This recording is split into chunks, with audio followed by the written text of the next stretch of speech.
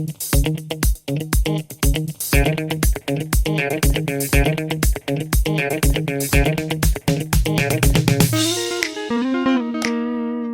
guys and welcome back. It's another beautiful day here out in the wild, 10 minutes away from civilization.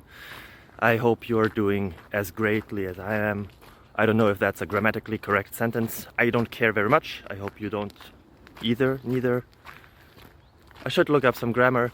For now, you can look up another question.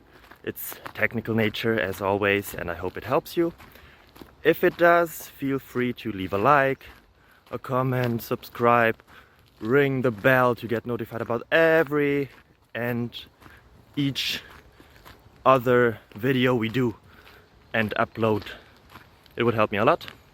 Have a nice day. Bye bye.